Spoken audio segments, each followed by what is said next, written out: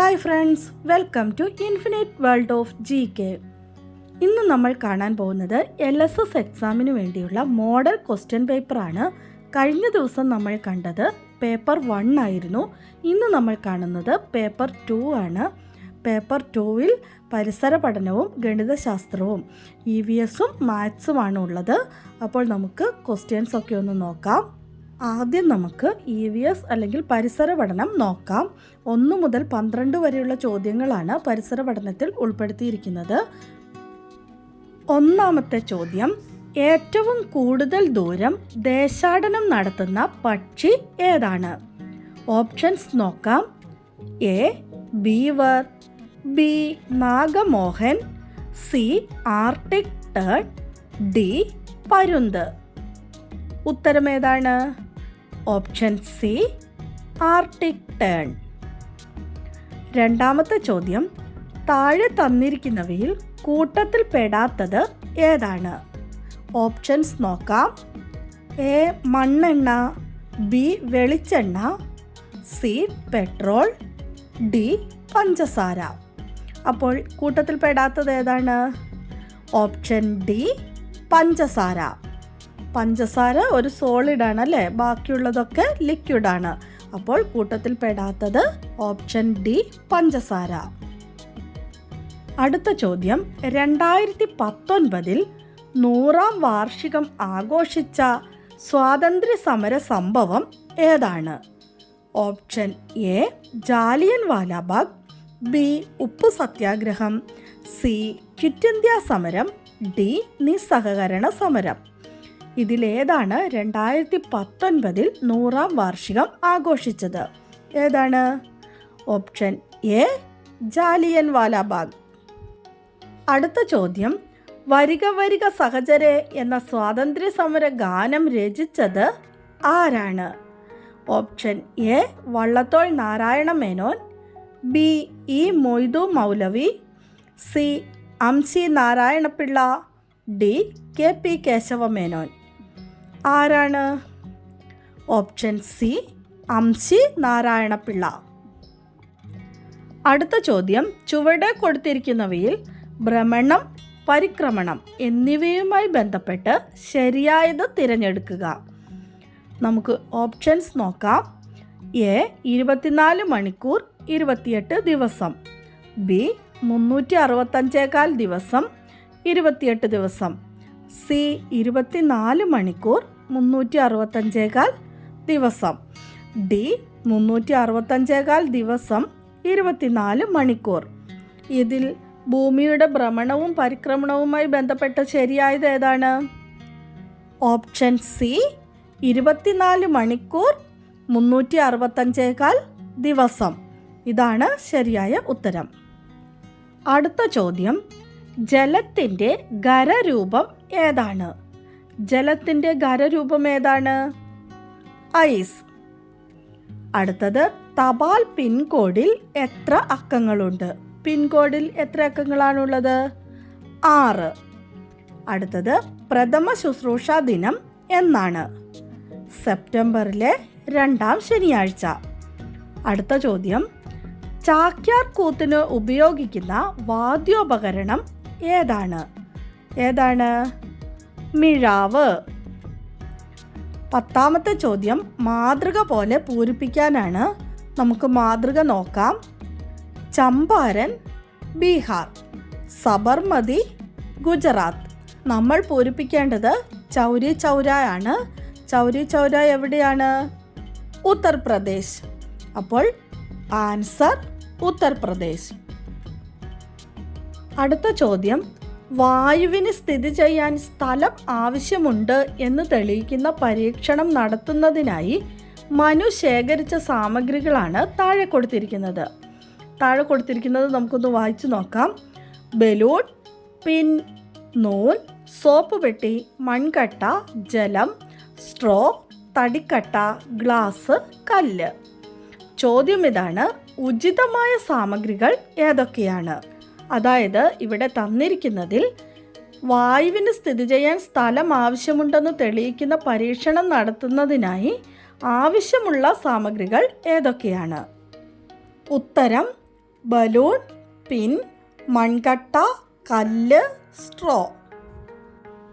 അടുത്തത് പരീക്ഷണ കുറിപ്പ് തയ്യാറാക്കാനാണ്. ഇത് നിങ്ങൾക്ക് നിങ്ങളുടേതായ ഇഷ്ടത്തിനനുസരിച്ച് ഒരു ചെറിയ കുറിപ്പ് പോലെ എഴുതാവുന്നതാണ്. ഉദാഹരണത്തിന് നമ്മൾ ബലൂൺ വീർപ്പിച്ചിട്ട് പിന്നുപയോഗിച്ച് കുത്തുമ്പോൾ അത് പൊട്ടിപ്പോകുന്നു അല്ലേ? അപ്പോൾ അതുപോലെയുള്ള ചെറിയ ചെറിയ പരീക്ഷണങ്ങൾ എന്തെങ്കിലും ഒരു ചെറിയ കുറിപ്പ് പോലെ എഴുതിയാൽ മതി. അടുത്ത ചോദ്യം നിഗമനം എഴുതുക എന്നുള്ളതാണ്.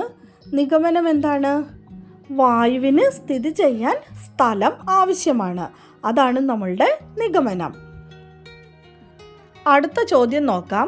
മധ്യവേനൽ അവധിക്ക് മാതാപിതാക്കളോടൊപ്പം വിനോദയാത്രയ്ക്ക് പോയ അനീഷ് ചെന്നൈയിൽ നിന്ന് ഗോവയ്ക്കും അവിടെ നിന്നും ഗോവ, ഹൈദരാബാദ് എന്നീ സ്ഥലങ്ങളും സന്ദർശിച്ചു. ഈ സ്ഥലങ്ങളെപ്പറ്റി കൂടുതൽ അറിയാൻ ആഗ്രഹം തോന്നി. ഈ പ്രദേശങ്ങളെപ്പറ്റിയും സംസാര ഭാഷയെപ്പറ്റിയും അനീഷ് അച്ഛനോട് ചോദിച്ച് മനസ്സിലാക്കി. അവർ പോയ സംസ്ഥാനങ്ങളും ഭാഷയും തലസ്ഥാനങ്ങളും ബന്ധിപ്പിച്ച് എഴുതുക. ഇതാണ് ചോദ്യം. ഇവിടെ കുറച്ച് തന്നിട്ടുണ്ട്. ബാക്കി കുറച്ച് സ്ഥലം നമ്മൾ തന്നെ ഫില്ല് ചെയ്ത് കൊടുക്കണം. അതാണ് നമ്മുടെ ചോദ്യം. അപ്പോൾ നമുക്കിതൊന്ന് വായിച്ചു നോക്കാം. സ്ഥലം, സംസ്ഥാനം, തലസ്ഥാനം, ഭാഷ എന്നിങ്ങനെ 4 കോളങ്ങളായി തിരിച്ചിട്ടുണ്ട്. കൊച്ചി എന്ന സ്ഥലം തന്നിട്ടുണ്ട്. സംസ്ഥാനം ഏതാണെന്ന് തന്നിട്ടില്ല. തലസ്ഥാനം തിരുവനന്തപുരം, ഭാഷ മലയാളം തന്നിട്ടുണ്ട്. അപ്പോൾ നമ്മൾ ഒന്നാമത് ഫില്ല് ചെയ്ത് കൊടുക്കേണ്ടത് ഏതാണ്? കൊച്ചി, തിരുവനന്തപുരം, മലയാളം ഉണ്ട്. അപ്പോൾ ഇവിടെ സംസ്ഥാനം ഏതായിരിക്കും? കേരളം. അത് നമുക്ക് എല്ലാവർക്കും തന്നെ അറിയാമല്ലേ? അപ്പോൾ നമുക്ക് അടുത്തത് നോക്കാം. ചെന്നൈ, സംസ്ഥാനം തമിഴ്നാട്, തലസ്ഥാനം തന്നിട്ടില്ല, ഭാഷ തമിഴ്. തമിഴ്നാടിൻ്റെ തലസ്ഥാനം ഏതാണെന്നാണ് നമ്മൾ എഴുതി കൊടുക്കേണ്ടത്. ഏതാണ്? ചെന്നൈ. ഇപ്പോൾ എല്ലാവർക്കും ഫില്ല് ചെയ്യേണ്ടത് എങ്ങനെയാണെന്ന് മനസ്സിലായി കാണും. അടുത്തത് നോക്കാം. സ്ഥലം ബാംഗ്ലൂർ, സംസ്ഥാനം കർണാടകം, തലസ്ഥാനം ബാംഗ്ലൂർ, ഭാഷ ഏതാണെന്ന് നമ്മൾ എഴുതണം. ഏതാണ് ഭാഷ? കന്നഡ. അടുത്തത് നോക്കാം. സ്ഥലം ഗോവ, സംസ്ഥാനം ഗോവ, തലസ്ഥാനം തന്നിട്ടില്ല, ഭാഷ തന്നിട്ടുണ്ട് കൊങ്കണി. ഗോവയുടെ തലസ്ഥാനം ഏതാണ്? പനാജി. അടുത്തത് സ്ഥലം ഹൈദരാബാദ്, സംസ്ഥാനം തെലുങ്കാന, തലസ്ഥാനം ഹൈദരാബാദ്, ഭാഷ ഏതാണെന്ന് തന്നിട്ടില്ല, അതാണ് നമ്മൾ എഴുതേണ്ടത്. ഏതാണ് ഭാഷ? തെലുങ്ക്. തെലങ്കാന സംസ്ഥാനത്തെ ഭാഷ തെലുങ്ക്. ഓർത്തിരിക്കാൻ എളുപ്പമല്ലേ?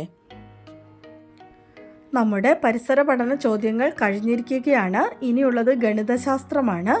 നമുക്ക് ചോദ്യങ്ങളൊന്ന് നോക്കാം.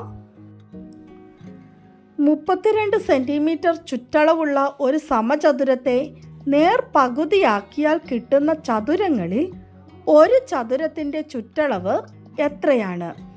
താഴെ ഒരു സമചതുരം തന്നിട്ടുണ്ട്. അതിനെ നേർ പകുതിയാക്കിയാൽ കിട്ടുന്ന ഒരു ദീർഘചതുരം കിട്ടുമല്ലേ? അതിൻ്റെ ചുറ്റളവ് എത്രയാണെന്നാണ് ചോദ്യം. നമുക്ക് നോക്കാം. ഇവിടെ തന്നിരിക്കുന്ന ചിത്രം നോക്കുക. സമചതുരം എന്ന് പറയുമ്പോൾ 4 വശങ്ങളും ഒരുപോലെയാണ്. അപ്പോൾ 8 സെൻറ്റിമീറ്റർ വീതമാണ് അളവ് ഇവിടെ തന്നിരിക്കുന്നത്. അതിനെ നമ്മൾ നേർ പകുതിയാക്കി. അപ്പോൾ ദീർഘചതുരമാണ് നമ്മൾക്ക് കിട്ടുന്നത്. 2 വശങ്ങളാണ് അതിൻ്റെ ഒരുപോലെയുള്ളത്. അപ്പോൾ 2 വശങ്ങൾ 8 സെൻറ്റിമീറ്റർ വീതവും മറ്റ് 2 വശങ്ങൾ 4 സെൻറ്റിമീറ്റർ വീതവുമായിരിക്കും. അപ്പോൾ നമുക്ക് ചുറ്റളവ് എത്രയായിരിക്കും? 8 + 8 + 4 + 4 = 24 സെൻറ്റിമീറ്റർ. 24 സെൻറ്റിമീറ്റർ. അടുത്ത ചോദ്യം. താഴെ തന്നിരിക്കുന്ന രൂപങ്ങളിൽ എത്ര ചതുരങ്ങളുണ്ട്? താഴെ ഒരു ചിത്രം തന്നിട്ടുണ്ട്. അതിൽ എത്ര ചതുരങ്ങളുണ്ട് എന്നതാണ് ചോദ്യം. നമുക്ക് നോക്കാം. എത്ര ചതുരങ്ങളുണ്ട്? 9 ചതുരങ്ങൾ. അടുത്ത ചോദ്യം. ഒരു വരിയിൽ 40 സെൻറ്റിമീറ്റർ അകലത്തിൽ 11 ചെടികൾ നടുന്നു.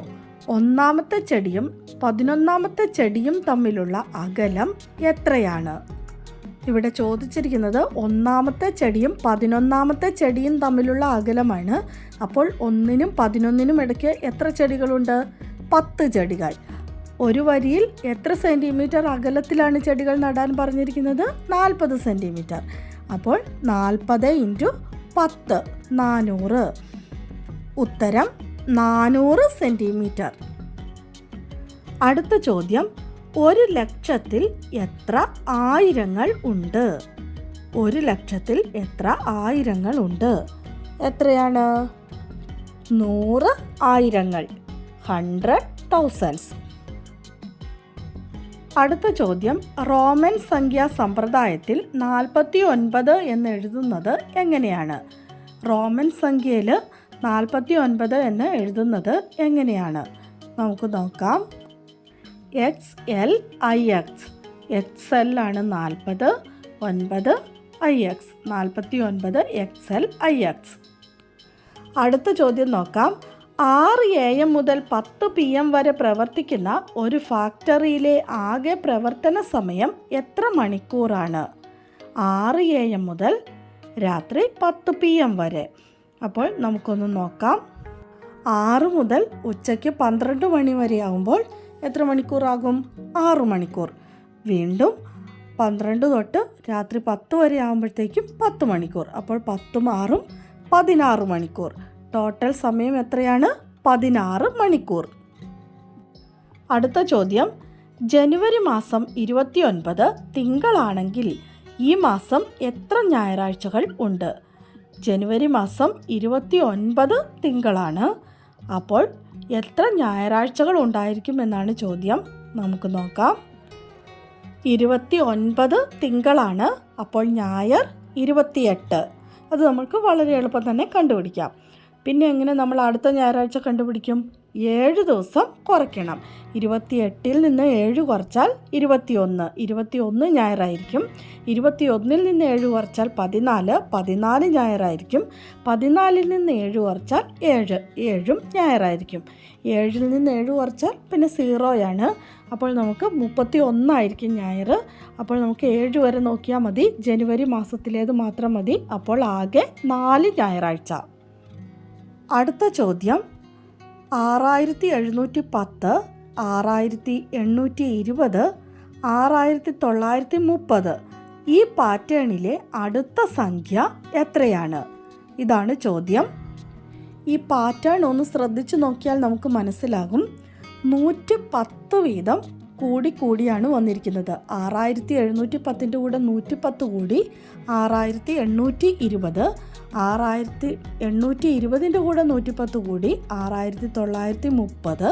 അപ്പോൾ അടുത്തത് എത്രയായിരിക്കും?